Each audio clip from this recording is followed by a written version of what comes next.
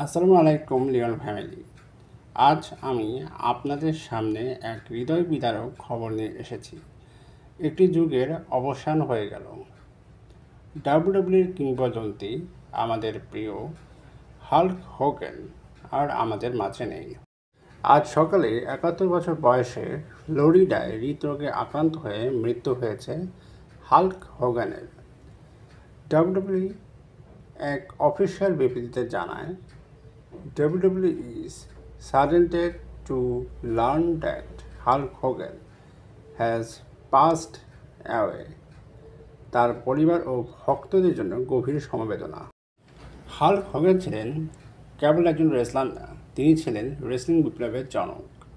১৯৮০-এর দশকে ডাব্লিউডাব্লিউএফকে যেভাবে বিশ্ব মঞ্চে নিয়ে এসেছিলেন সেটা ইতিহাসের অংশ হয়ে গেছে।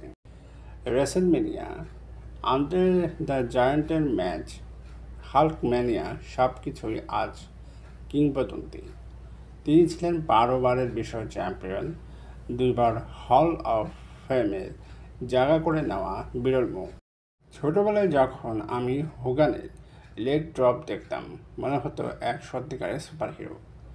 আজ তিনি নেই, কিন্তু তার কথা, তার স্টাইল, তার শক্তি আমাদের মনে থেকে যাবে চিরকাল। আমরা শুধু একটা রেসলার হারাইনি, আমরা হারিয়েছি এক জীবন্ত ইতিহাস। আপনার প্রিয় হাল্ক হোগানের কোন মুহূর্ত আপনাকে সবচেয়ে বেশি ছুঁয়েছিল? নিচে কমেন্টে জানিয়ে দিন। তার আত্মার মাগফিরাতের জন্য সবাই দোয়া করুন। বাংলা ভাষার রেসলিং জগতে এমন স্মৃতিময় গল্প পেতে থাকুন।